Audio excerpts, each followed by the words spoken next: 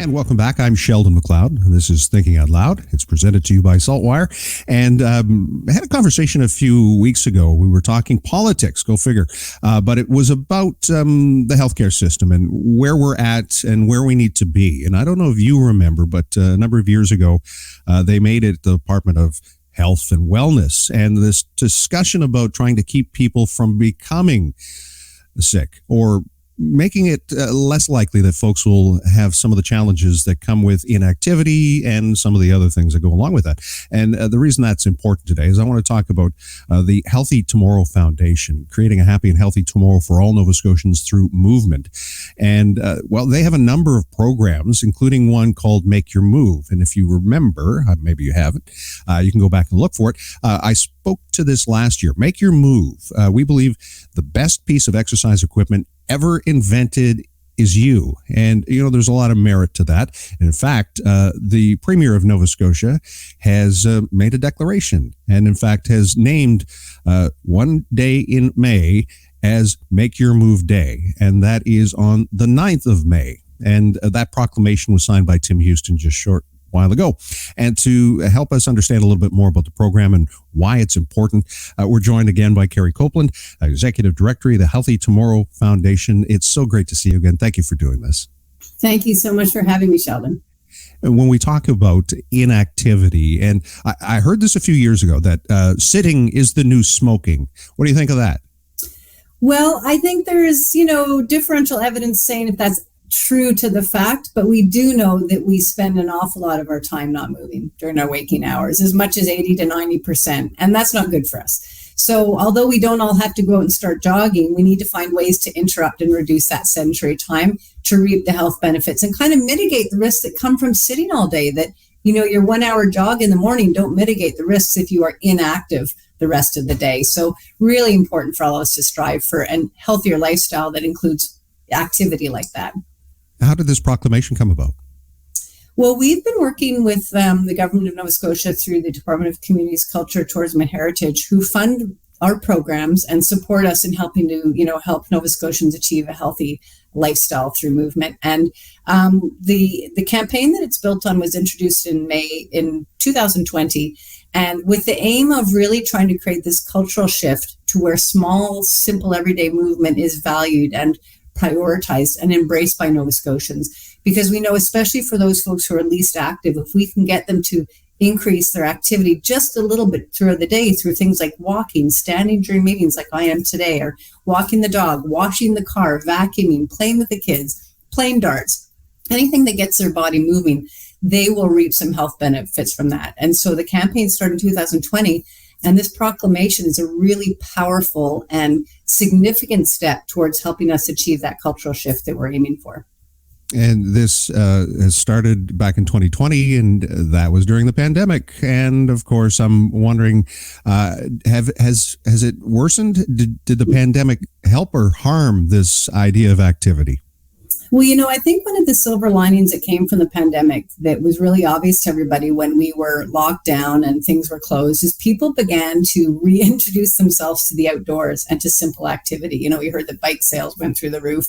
When you go on any of the local trails, you'd see so many people of all ages, shapes, and backgrounds out walking. And I think so that is definitely one of the silver linings, that people appreciated that getting outside and moving is simple and it really makes them feel good. And honestly, it's a really great way to connect with others, whether it's your family or friends or colleagues at work.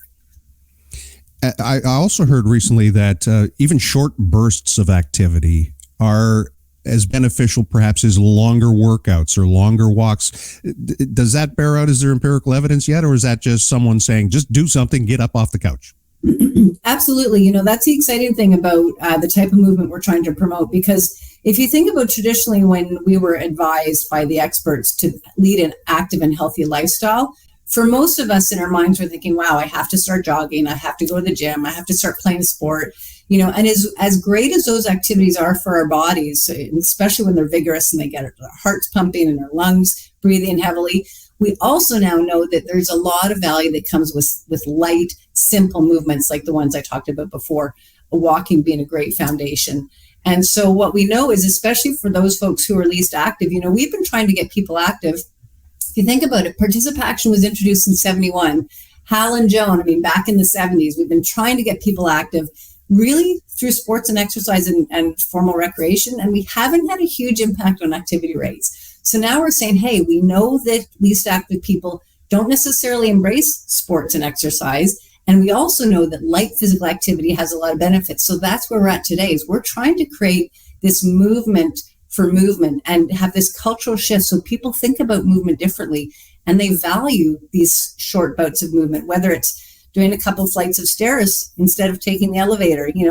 We often go to the most convenient, easiest form of activity, and it's not our fault as individuals. We're living in this society where screen time is huge. It's addictive. We have jobs where we're sitting down, and we have engineered away all these opportunities to add movement. We put wheels on bags, so we have to drag them and not carry them. And so now's a chance to say, wow, let's think about it differently. Let's think about these opportunities we have to move during the day, things that we get to do rather than things that we have to do. And so our hope is that will really resonate with Nova Scotians. And once they see how good they feel moving, that will be the ongoing motivation for them to do so. Changing culture is as challenging as changing behavior, though. Absolutely. So how do we get that message through that, you know what, a little bit of effort today pays a long-term dividend? People don't think that way. People don't live that way unless you're talking about your investments for your retirement. Yeah. And, I think I'm kind of thinking about how you opened the segment talking about the healthcare system, health and wellness, and how we all have an individual role to play in our own health in terms of prevention and maintaining our health. And so as much as we have those individual responsibilities, we know that if we don't create this culture around that activity, we can't just leave it up to the individual. So, we need municipalities to invest in things like multi-use trails and an active transportation system. And we need workplaces to embrace programs like our Make Your Move at Work program that creates environments that support more movement during the day. So if we just leave it up to individuals, we will not have any progress. But if we engage everyone in the process, and Nova Scotians are very proud and they love to be part of something. We love to be leaders. And in health promotion, we've actually been leaders in a lot of issues. And so all of this work we're doing is based on this Let's Get Moving Nova Scotia strategy that was introduced by the Nova Scotia government in 2019. And it came from a national kind of shared vision for increasing physical activity. And Nova Scotia was the first province to embrace that on a provincial level. And so we really want Nova Scotians to be proud and to see ourselves as people that value our health.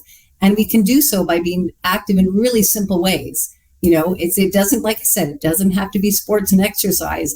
And it's a great opportunity to connect with others. So we're hoping Nova Scotians, through this proclamation, Minister Houston has really encouraged Nova Scotians to pledge their support to create this cultural shift where movement is appreciated and valued.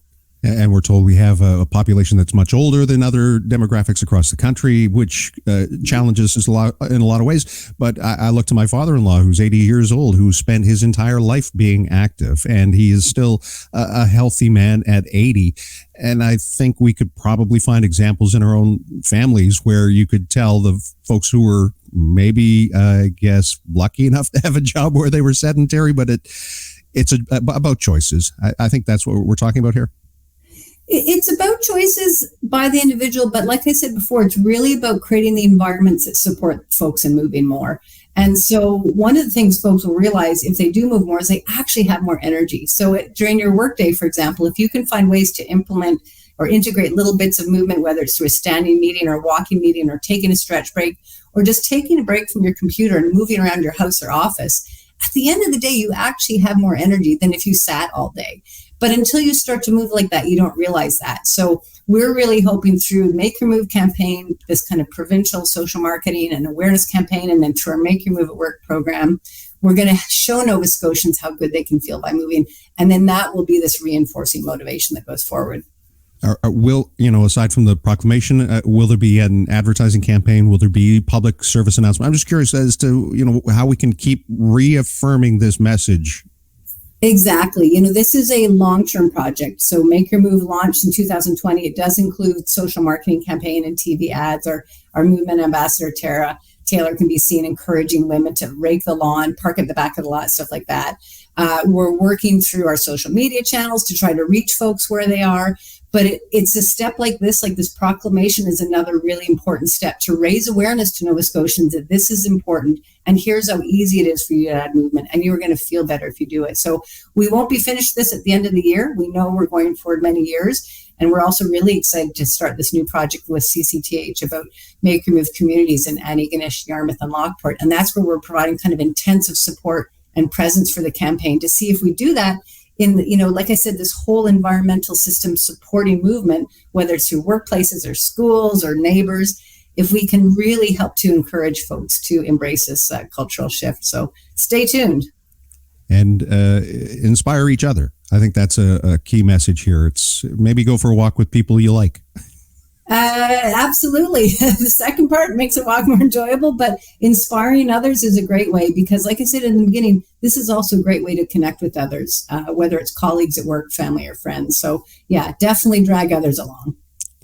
It's about Make Your Move, and the Premier of Nova Scotia has designated May 9th and the days beyond as Yes. Make Your Move. So congratulations on this, and we'll keep hammering that message home.